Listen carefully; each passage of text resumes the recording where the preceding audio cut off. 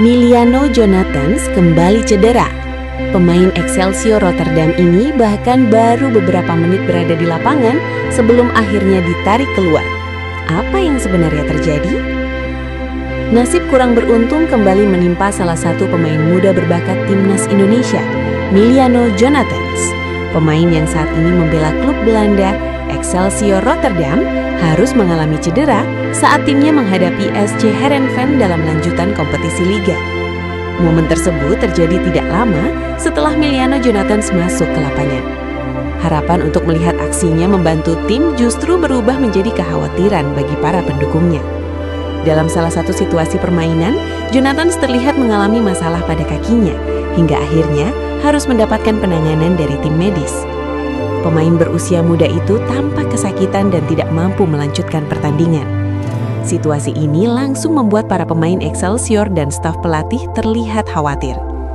Jonathans kemudian ditarik keluar lapangan untuk mendapatkan pemeriksaan lebih lanjut. Hingga saat ini, Excelsior Rotterdam belum memberikan pernyataan resmi mengenai seberapa parah cedera yang dialami pemain berdarah Indonesia tersebut.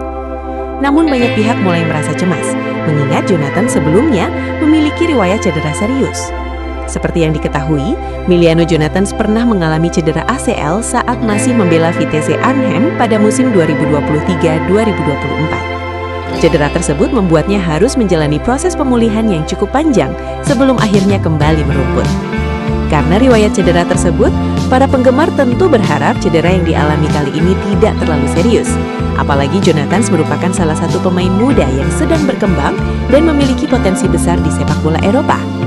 Bagi sepak bola Indonesia, perkembangan pemain diaspora seperti Miliano Jonathans juga menjadi perhatian besar. Banyak supporter berharap ia bisa terus berkembang dan suatu hari nanti memberikan kontribusi penting bagi timnas Indonesia. Saat ini yang bisa dilakukan para penggemar hanyalah menunggu kabar resmi dari pihak klub mengenai kondisi sebenarnya dari Miliano Jonathans. Semoga cedera yang dialaminya tidak terlalu parah dan ia bisa segera kembali ke lapangan hijau.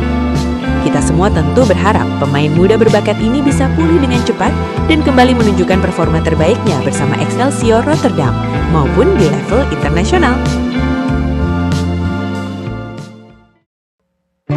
Nama Rizky Ridho kembali menjadi perbincangan hangat di dunia sepak bola Indonesia.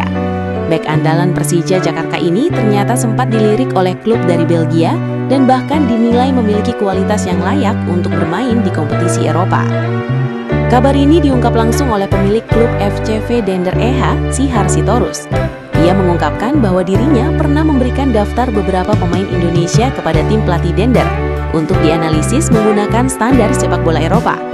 Menurut Sihar, ia ingin mengetahui pemain Indonesia mana yang benar-benar memiliki kualitas dan profil yang cocok untuk bersaing di kompetisi Belgia. Sihar mengatakan bahwa dirinya sempat meminta tim pelatih untuk menilai para pemain tersebut dari sudut pandang sepak bola Eropa. Ia menjelaskan bahwa dirinya pernah memberikan daftar nama pemain Indonesia dan meminta staf pelatih Dender untuk melihat secara objektif siapa saja yang memiliki potensi untuk bermain di Belgia. Dari sejumlah nama yang diberikan, satu nama yang langsung menarik perhatian adalah Rizky Ridho. Bek yang juga merupakan kapten Persija Jakarta tersebut dinilai memiliki karakteristik yang cocok dengan gaya permainan sepak bola Eropa. Mulai dari kemampuan membaca permainan, ketenangan saat menguasai bola, hingga kemampuan duel yang kuat sebagai seorang bek tengah. Sihar bahkan menyebut bahwa Ridho adalah pemain yang populer di Indonesia dan memiliki kualitas yang cukup menonjol dibandingkan pemain lainnya. Namun sayangnya peluang untuk membawa Ridho ke Belgia belum bisa terwujud. Hal itu karena bek tim nasional Indonesia tersebut sudah lebih dulu memperpanjang kontraknya bersama Persija Jakarta. Keputusan tersebut membuat peluang kepindahannya ke Eropa harus tertunda untuk sementara waktu. Meski begitu, Sihar Sitorus tidak menutup kemungkinan bahwa pemain Indonesia lainnya masih memiliki kesempatan untuk berkarir di Eropa. Ia bahkan mengungkapkan rencana besar yang dinamakan program Goes to Dender. Program ini bertujuan membuka jalan bagi talenta-talenta muda Indonesia agar bisa merasakan atmosfer sepak bola Eropa secara langsung. Melalui program ini, pemain muda Indonesia berpotensi mendapatkan kesempatan untuk menjalani pelatihan, trial, hingga kemungkinan direkrut oleh klub Belgia tersebut jika dinilai memiliki kualitas yang sesuai.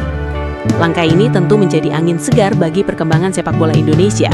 Pasalnya semakin banyak pemain Indonesia yang memiliki kesempatan untuk menimba pengalaman di Eropa. Jika program ini berjalan dengan baik, bukan tidak mungkin akan lahir lebih banyak lagi pemain Indonesia yang bisa berkarir di liga-liga Eropa di masa depan. Sementara itu, bagi Rizky Ridho, kesempatan bermain di Eropa mungkin hanya tinggal menunggu waktu. Dengan usia yang masih muda, performa yang stabil, serta pengalaman membela tim nasional Indonesia, peluang Ridho untuk dilirik klub luar negeri tetap terbuka lebar. Kini yang menjadi pertanyaan adalah, apakah suatu hari nanti kita akan melihat Rizky Ridho benar-benar berkarir di Eropa? Atau justru akan muncul talenta muda Indonesia lainnya yang lebih dulu memanfaatkan program Go Studender untuk menembus sepak bola Eropa? Yang jelas, peluang pemain Indonesia untuk go internasional kini semakin terbuka. Dan jika program ini berhasil, bukan tidak mungkin masa depan sepak bola Indonesia akan dipenuhi oleh pemain-pemain yang berkarir di panggung Eropa.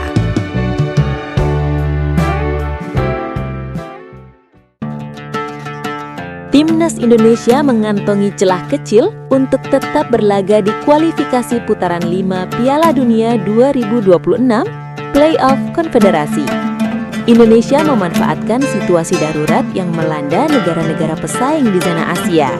Skenario mengejutkan ini muncul di tengah memanasnya situasi geopolitik di Timur Tengah. Irak menjadi salah satu negara yang terdampak langsung.